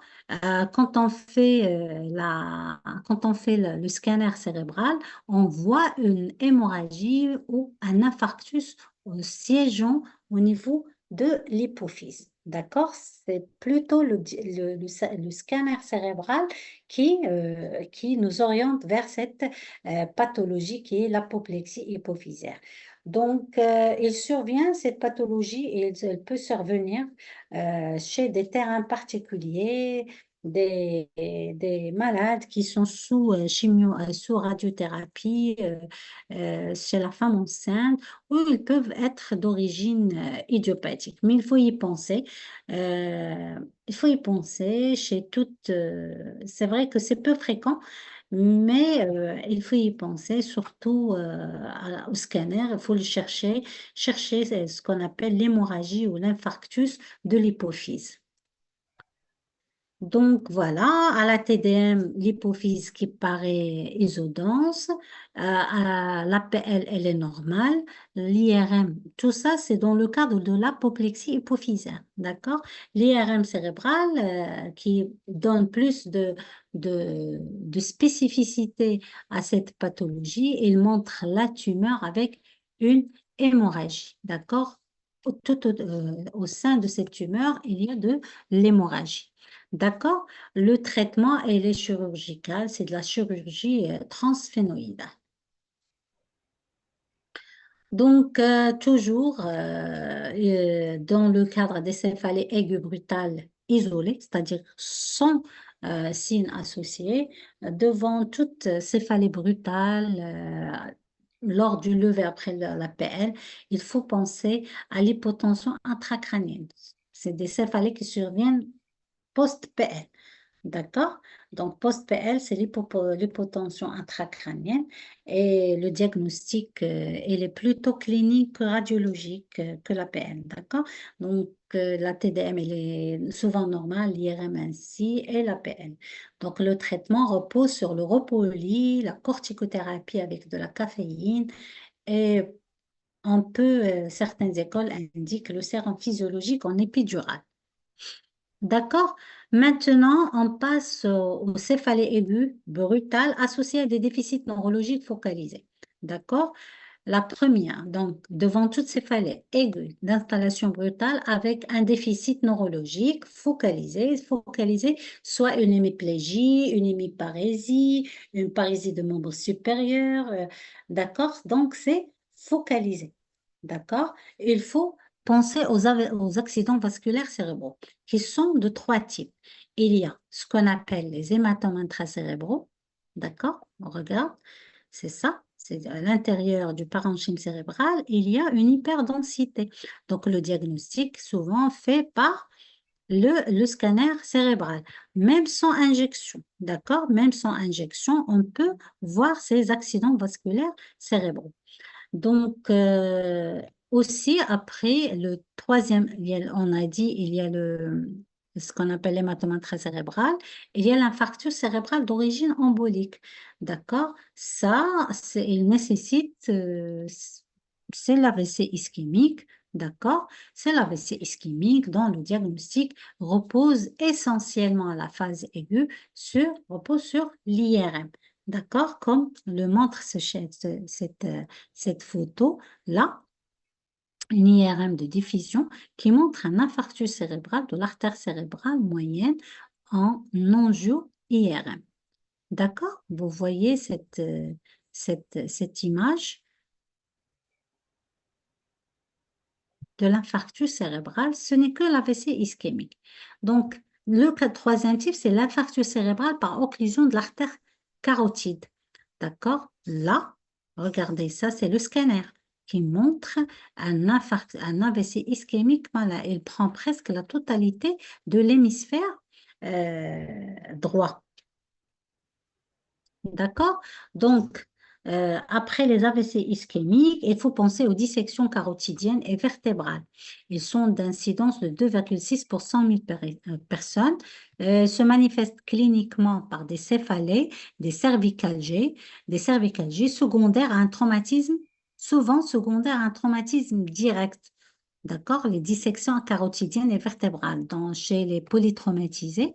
D'accord? Avec un traumatisme au niveau cervical, le cou, d'accord, ou les agressions, il faut penser à la dissection carotidienne et vertébrale. Le diagnostic, il est fait par l'échodoppler des troncs supra-aortiques, par l'artériographie, mais aussi par l'IRM cérébral. Le traitement repose sur l'anticoagulant et l'anti-agrégant plaquettaire. D'accord? Donc, voilà ce qui concerne les céphalées aigus. Donc, rappelez-vous, surtout devant toute céphalée aiguë d'installation brutale et inhabituelle, il faut penser aux céphalées secondaires.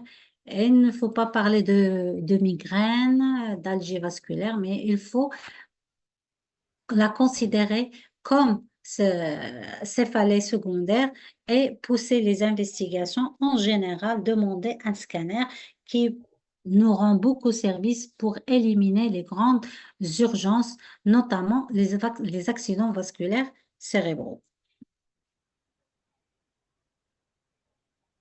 Donc, si vous avez des questions à propos des céphalées aiguës, je suis prête à vous répondre. Donc, les céphalées aiguës. Les céphalées aiguës, ils sont, rappelez-vous, sont secondaires jusqu'à preuve du contraire. Quand on dit secondaire, c'est-à-dire secondaire à un accident vasculaire cérébral, le plus souvent. D'accord? Cet accident vasculaire cérébral, ça peut être de l'hémorragie ménagée, ça peut être un hématome intracérébral, ça peut être un AVC ischémique. D'accord? C'est surtout ces grandes urgences qu'il faut éliminer. Et le scanner, il est très performant pour, euh, pour éliminer ces, ces diagnostics, sauf l'AVC ischémique. Il faut demander, quand on le suspecte, il faut demander d'emblée l'IRM cérébral. Vous avez des questions à propos des céphalées aiguës? Non? C'était clair? Ou c'était trop encombré?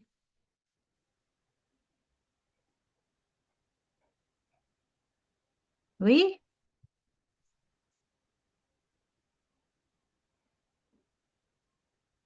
c'est clair. Très bien.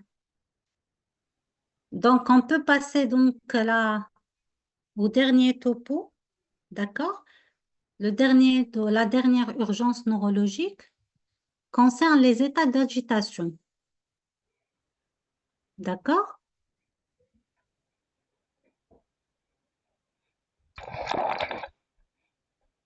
Donc, excusez-moi. Mhm. Voilà. Les états d'agitation. Je suppose que, je ne sais pas si vous travaillez aux urgences ou vous êtes dans quel secteur, mais vous allez voir que l'agitation, un état d'agitation, c'est un motif de consultation très, très fréquent aux urgences. D'accord? Et qui peut avoir des étiologies diverses. D'accord? Donc, l'agitation, par définition, c'est un dysfonctionnement psychomoteur aigu avec une perte de contrôle motrice et une désorganisation de la pensée. Parfois, elle est contrôlable, parfois, elle est incontrôlable. D'accord? Ce qui rend sa prise en charge, quand il est incontrôlable, ça rend la prise en charge difficile.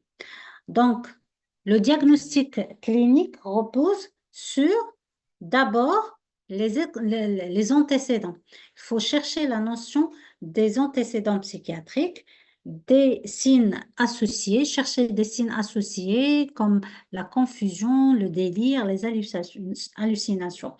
Mais ça rentre toujours dans le contexte psychiatrique. D'accord? Comme étiologie à laquelle on peut rattacher l'agitation. D'accord? Mais il ne faut pas euh, lier toujours l'agitation à un problème psychiatrique. D'accord? Ça peut être quelque chose d'organique.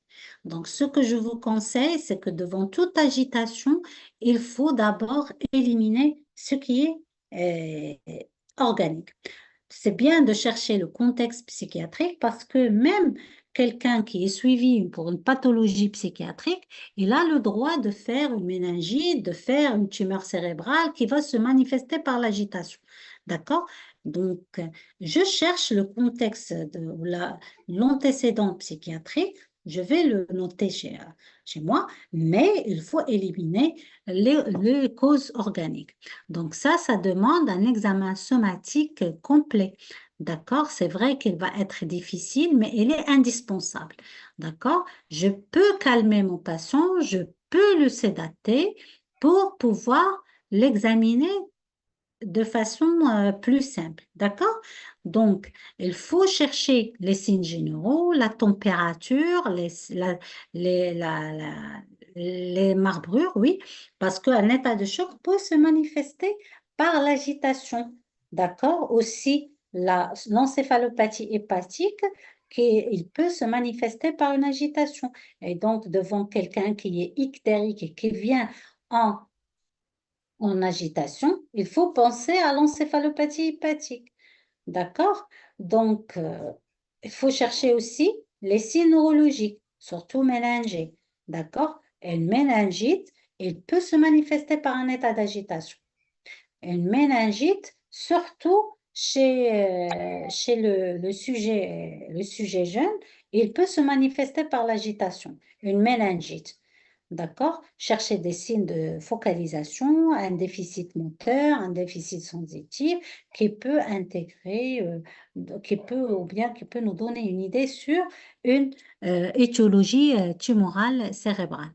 D'accord? Des signes cardiovasculaires, comme on a dit, la tachycardie, l'hypotension, des signes d'insuffisance cardiaque aussi.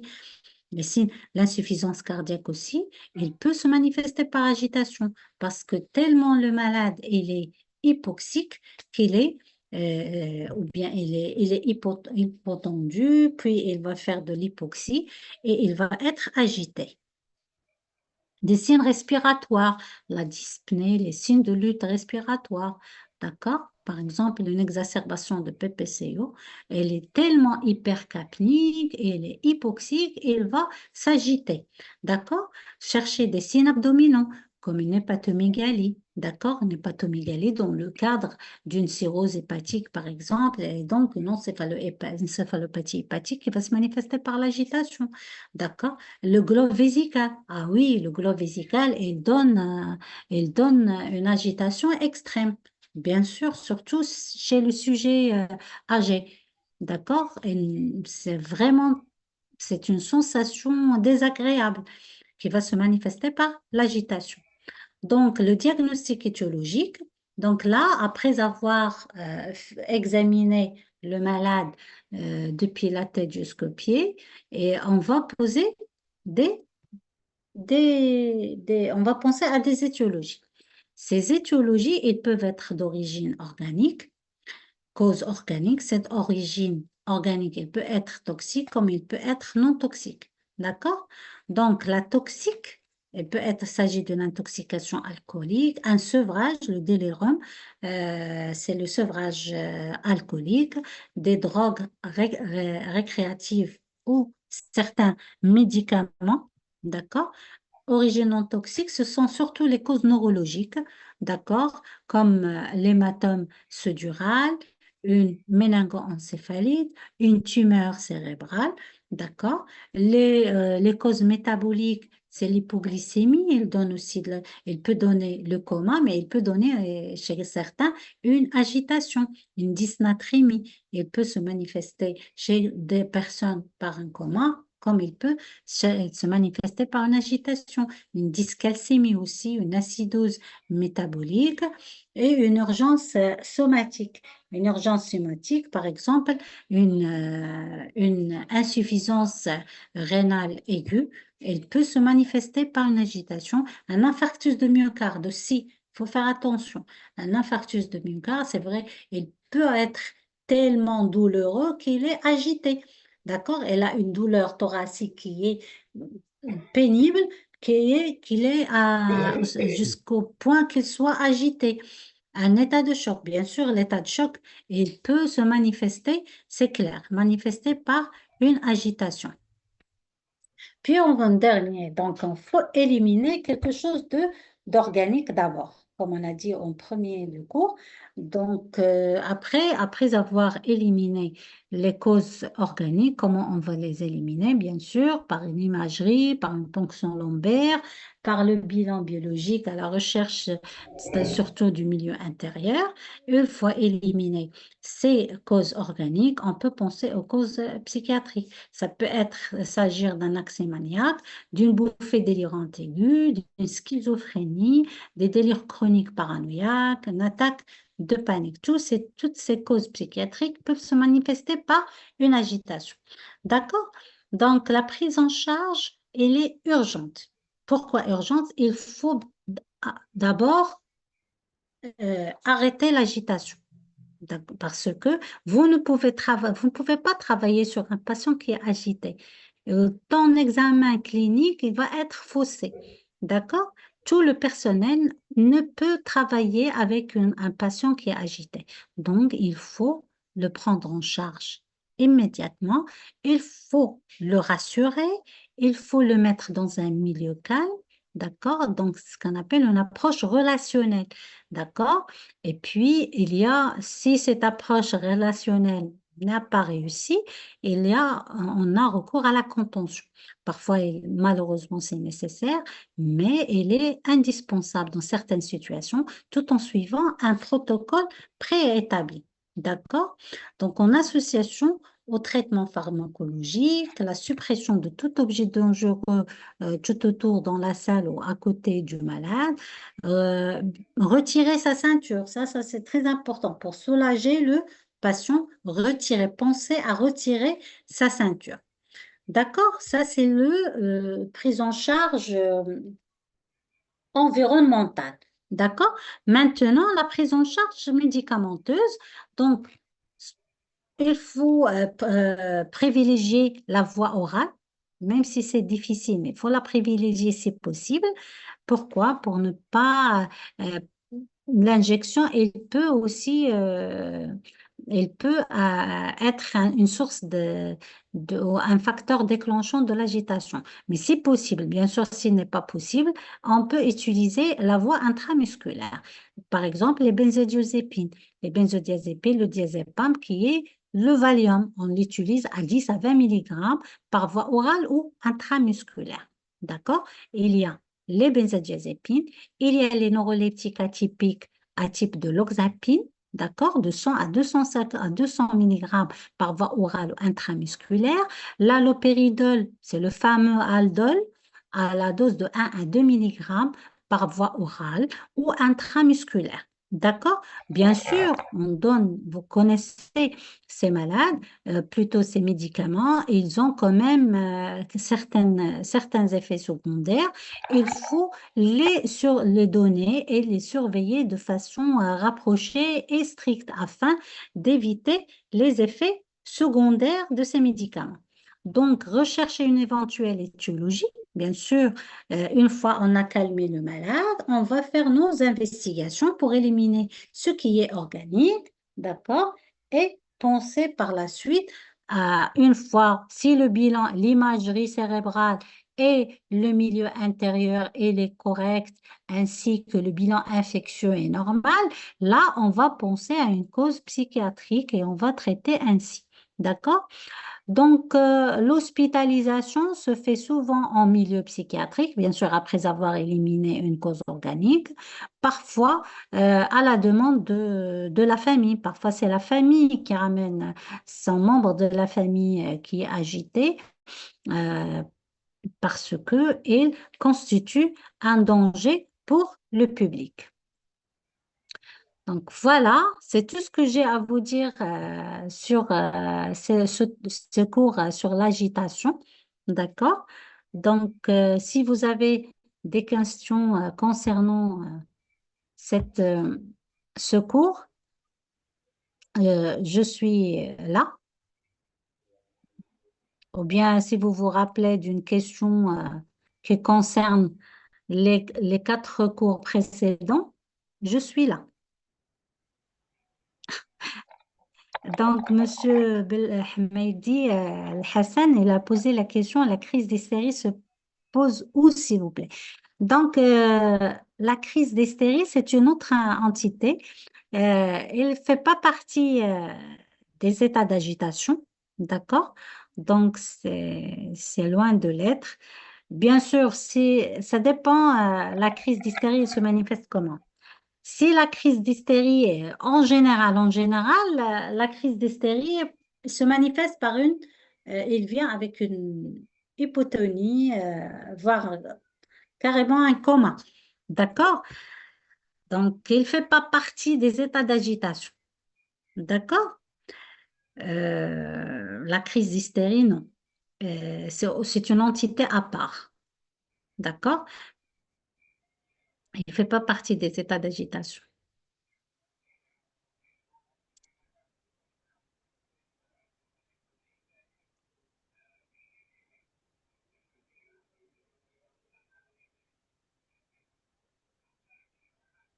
Ah oui, c'est le contraire de l'agitation, si vous voulez. Oui. On ne fait rien dans ce cas. Quand il s'agit d'une crise d'hystérie, vous voulez. Oui, euh, c'est pas on fait rien. C'est vraiment la crise d'hystérie aussi, c'est un diagnostic d'élimination, hein. Il faut prendre bien sûr malade qui vient en crise d'hystérie. Euh, il y a des stigmates hein, qui peuvent nous orienter vers une crise d'hystérie. Par expérience, par exemple, une révision des cils, euh, le fait de pleurer sans raison, d'accord? Un contexte aussi particulier, on peut comprendre que c'est une crise d'hystérie, mais il faut bien sûr éliminer au moins une hypoglycémie. D'accord? Et là, quand le contexte et la clinique nous orientent vers la crise d'hystérie, on ne donne rien. On laisse le malade ou la malade, on la laisse au déchocage, d'accord? On la surveille de près jusqu'à qu'il se réveille. Bah, Et il va finir par se réveiller. Soyez sûr et certain, d'accord. d'accord? Donc, je vais la laisser ou le laisser à la salle de déchocage. Je vais le surveiller de près. Je vais éliminer les grandes urgences qui est surtout l'hypoglycémie. D'accord? Je vais prendre les constantes. En général, elles sont normales. Je le laisse ou la laisse jusqu'à qu'elle se réveille. Je fais rien. Bien sûr, quand il se réveille, à ce moment-là, je vais prescrire. Je peux pousser l'interrogatoire, euh, prescrire du calcium par voie orale ou du magnésium et l'envoyer au psychiatre. Voilà, de façon plus pratique. Oui, bien sûr, je peux vous donner la présentation sans aucun problème. Et quelqu'un m'envoie si quelqu'un peut m'envoyer ou m'écrire son mail, son adresse mail et je vais vous l'envoyer. Ou bien je vais le demander à professeur Mohawi de me donner le mail, l'adresse mail du représentant du groupe et je vais lui envoyer le cours sans aucun problème. D'accord? Je vais voir avec professeur Mohawi, le représentant du groupe. D'accord? Et je vais lui envoyer le cours. Il n'y a aucun problème là-dessus.